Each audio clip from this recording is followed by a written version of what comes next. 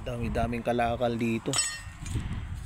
Kaya maganda yung mag-ikot-ikot dito sa mga bahay na inabandona, guys. Ito, may daming bakal. Matagal na itong inabandona. Nasa ilang buwan na.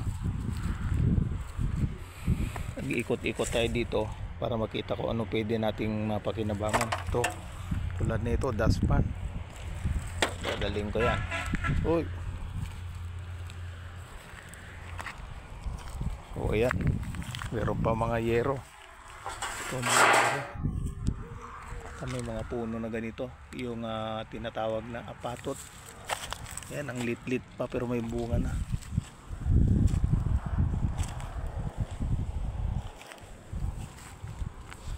Itong area nito, guys, dati marami mga hayop, mga kambing, baka. Sa paligid nito may mga tanim na sibuyas, mga bawang. Yun, nakikita kong kubo. Tingnan ko kung anong meron dun sa kubo.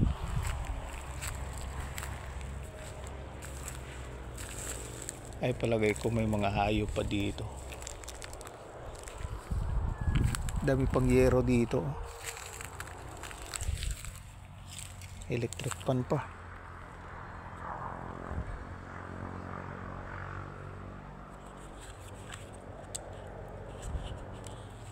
Palagay ko yung ano na to, yung yero nandito nilipad ng bagyo. Ito yung nakaraang bagyo, napakalakas. Hindi natin pakialaman.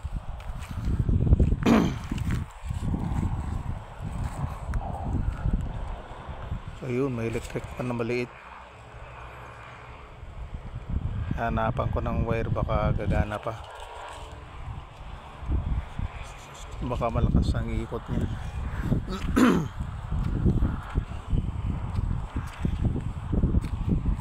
Meron pang sirang electric pan. Oh my. Pwede natin gawin dyan, gagawin power source. Hindi mag-iikot to. Oh, umiikot pa, umiikot pa. Pwede ata ito gawing dinamo ng kuryente.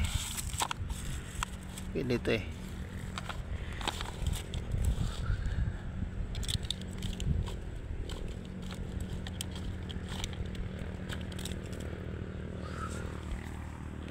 Mamaya babalikan kita. May nakita akong puno dito. Titingnan natin kung anong puno.